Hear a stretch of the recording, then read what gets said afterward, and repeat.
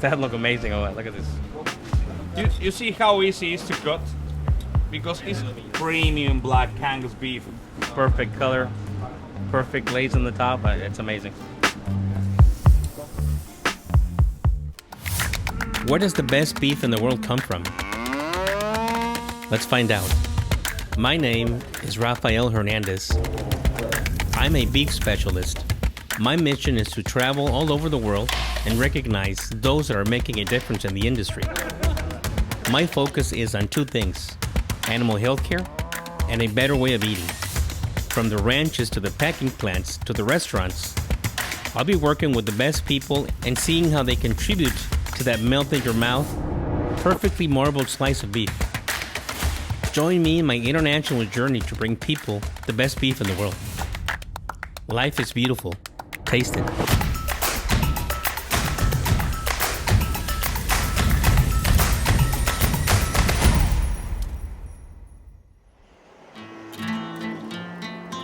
Cancun, a city that loves the beach, loves a good party, loves to eat, and wherever there are people who love to eat, there's always beef. And where there's beef, there's meat. My first stop takes me to the illustrious Chambao, Cancun's premier steakhouse. Guys, so we're here in Cancun visiting Chambao. We've been doing some business with Chambao for about 3 years.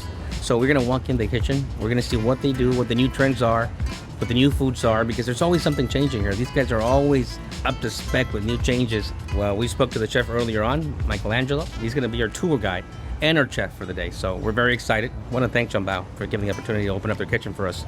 We'll see you in there. Under the mastery and genius of Chef Miguel, Chambao is a full-on tour de force. For me, though, what really stood out was Chef Miguel's personal story. So you left an executive job at a place, yes, and went to go work on the line again. Yeah, you know, like everybody else. One friend told me, "Well, you want to start over? Really, man? Because you already gained a lot of experience." Yeah. And I was like, "Yeah, that's why I'm not going to start over again. I'm going to start from the experience." So he's working at an executive job. You know, that's the where he wanted to be when he was 14 years old as a chef. But then he wasn't fulfilled because it wasn't his place. It wasn't his menu. He was following orders, which was good. Yeah. But then at the end of the day, he said, "You're going to start over again." No, I'm starting from the experience I have. As an executive chef, I was making at that time Good amount of money, yeah. 40 grand per month. At 25, not 25? married. Yeah, not married. I was like rich, you know. Yeah. So it was pretty good, and I started over, and it was half of that. No, less. 4,000 per month. Talk about some ballsy moves there. 4,000 per month. Well, man. But let me ask you, so were you happy? Yeah. Yeah, I was happy. So you came from I was. I started from a big pay down those, to nothing, and working in the kitchen, more hours. Yeah, more work. I started at 8 a.m. in the morning, and the chef sometimes told me, "Mike, you have to go, man. I can't. I'm not gonna pay you extra hours." And I said, "Don't worry, man. I'm happy. I'm learning again." And he said, like, "Okay, perfect. Be my guest." And I was, "Yes, chef." And after 1 year, my boss, Manuel Uscanga, called me, "Hey, Mike, how are you?" And I was like, "Yeah, cool. Happy. What about, chef?" So he was like, "We're gonna open a brand new restaurant. It's gonna be Chambao." And I was like, "Oh, great. Yeah. So do you need help something?" Well, actually, you're gonna be the corporate chef of that brand also. So you're gonna develop a lot of recipes and dishes with high-end meat, products, seafood, a lot of ingredients." So I was like, "Wow, really?" It was a top end. Yeah. And I was like, "Oh, really? Chef, I really appreciate that." So I started to develop a lot of dishes, many ideas. So I was wondering, like, "Chef, what about the food?" "Calm down, my friend. They got a special meat for you." And I was like, "What kind of special what meat?" He started to explain us a lot of things with Creekstone. Who Creekstone was? Yeah, so I started to Google it. And I was like, "Whoa, it's organic meat." Yeah, and natural. Yeah. So usually 1 out of 100 cows make it to the program. Yeah. So, So I started to say, "Wow, this is really big stuff." Yeah. So we start to make a blend, a rub with spices, salt, pepper. And at the end, I said, like, this is a perfect product. Just keep it simple, man. Because it's a high-end product. Man, just give me sea salt and pepper. Let's try Just like that, chef? Yes, just like that. With the interview concluded, it's time to hop into the kitchen and see what's cooking. We have the privilege to be in Chambao kitchen. So I'm going to show you how the best of the best do it. You know, we bring in the best beef, we have the best restaurants, and now we have one of the best chefs. So let's show you how he cooks for us. Prime ribeyes, prime strips, some dry aged stuff from Creekstone Farms, and we're very excited. Look at the beat. Beautiful. No? Beautiful. That's really nice. Nice and tender. And the Dallas Cowboys. The cowboy, okay? Cowboy steak. Yeah. If you had to choose one. Well, for me, yeah, for you. If you had to choose one. You're sitting at home watching the Miami Dolphins play. It's time to grab a beer and grab a steak. What would you it choose? might be like two options. The first one, Mr. Porterhouse, you know. Can't go wrong with You it. see, this marbling, beautiful, delightful, a thick piece of the sirloin, Yes. and a thick piece of the filet mignon. You can see the bone here, like So actually, guys, this is actually a porterhouse. But if you see less of the side of the fillet, you would call it a T-bone. yeah. So you know that's what it is. And on the other hand, So this is your famous Lucifer. Yes, yeah, this is Mr. Lucifer. You see this guy? And you know what? Some people say like, oh, it has a lot of fat. Don't worry. This fat is going to protect your meat actually in the oven or in the broiler or in the grill. This is a pro kitchen with Spartans. Have you seen the movie 300 Spartans? So you're gonna have to train your staff here to every time you yell Yeah. Spartans, everybody yells ooh. And the tough job that I have is I have to eat the food at the end of the day. So I'm working on the weight, guys, but that's gonna have to wait a little. Right now, I got a T-bone, a porterhouse, and a ribeye waiting for me. I'm gonna start with sea salt, okay? Just like this. We have to cover. So once this is done, I'm gonna add just a little bit of black pepper. Use this kind of pepper because I like to have like the chunks and the bitterness of the black pepper on the meat. So I'm gonna put it out a little bit. So the chef already seasoned the steaks here, and he's gonna actually put them right into the oven. What do you got here, chef? It's a broiler. It's a broiler. Yeah, Okay. with the special iron tops. Oh, okay. Because you like to make the cross and the top of the meat. So they are really, really, really hot. So we're gonna start with the porterhouse. Here we go. That's music to my ears. See you, buddy. See you like in 2 minutes or 3 maybe. The oil should be on the grill or even in the top because it's gonna make like a pan non-stick, you know. And if you put it on the meat, the oil is going to start to burn the meat. So we don't want that. You can taste it. Yeah. How many times have you been asked, well done? Jesus Christ. Many. When they asked me like, well done, please. I was like, sorry, I can't hear you. You say medium? Well done. Yeah, that's it. Okay, make it. See this?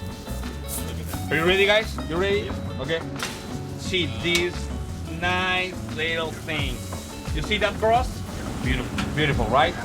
So now, 1, 2, 3. You just put the broiler on, and we have a porterhouse cooking, the one he just prepared. Little salt and remember, little salt and pepper goes a long way.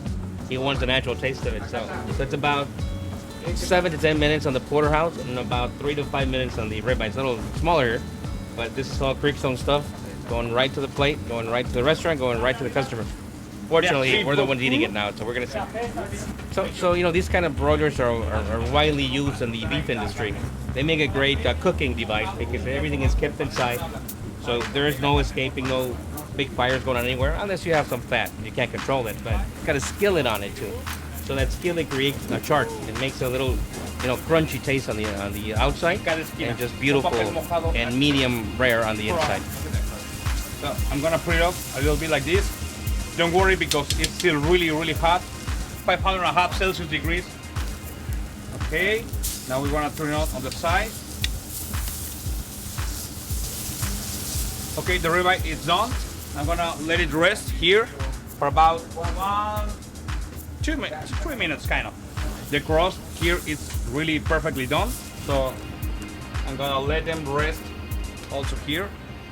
The crust, you use the sear, the pan, and you want that little crust on it. Watch. You have to put in one dish textures and different kind of flavors, you know, acidity, bitterness. So it actually creates, there's a purpose, Yeah, it creates a because- taste to it. So I'm gonna throw it up. You can see. Okay, so I wanna cut. Look at that, I'm salivating. Ridiculous here. So For why you, the for diavolo? you guys, yeah, for you guys that get a tool set and always say, what is this for? This is what Our it's for. toys. Yeah. It's our toys. Okay, so never put it in the meat just like this. Nice and neat. Does that look amazing? Oh, look at this. Look at this. Beautiful. See why it's important to let them rest the meat? You see how easy it is to cut? Because it's premium black Angus beef. Perfect color, perfect glaze on the top. It's amazing. At the end, just mild and salt to increase the flavorness of the meat, and it's gonna be done. I'm gonna put it on right here. Okay, chef, service. So this is also after the teeth, after the porterhouse. Now he's got a ribeye here, and it's medium rare, guys. So it's my choice, medium rare piece of meat. And let's go with the fillet. I do medium because it's a given that with a combination of Creekstone Farms prime beef and skillful chefs, the steaks are going to be out of this world. But it was the side dishes that really caught me off guard. Between the sweet potato puree and the salad on the side dishes, it was a masterpiece with the best beef in the world as the centerpiece. I couldn't believe the flavors I was tasting. Sweet potato. So cinnamon. The taste of the meat, it's amazing. You don't have anything else. Man. Woo. You can see the red, the cross outside. It is just perfect, you know. But it was dessert that brought it all together for me. One day, Chef Miguel and his team literally took a French baguette, analyzed it, and experimented for several days, and were able to create a dessert out of it. Crazy. Everything is homemade, and it's amazing, and I'm in love with it. You can hear how crispy it is. Check this out. After an amazing lunch, Chef Miguel Angel invited us to experience the main event, dinner. You see, Cancun is all about the nightlife. Cancun solution? Bring the club to the restaurant. At the end of the day, look, we're gonna watch all the festivities, everything that comes with the food on top and more. It's amazing. Yeah. Chambao is a pioneer of this experience. Coming back for dinner, we're excited. Let's watch the first show. Watch this. So this is what opulence, high class, amazing stuff. Chambao, Cancun, you're gonna watch this. This is Chambao! Between the seductive moves of all it answers, and even the elaborate fire-laden Mayan ritual, this is next level showmanship.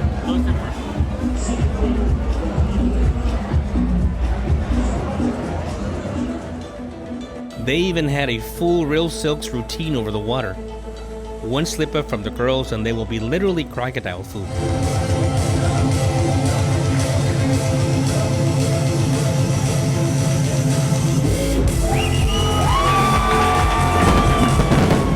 The folks at Chambao never disappoint. Life is beautiful. Taste it.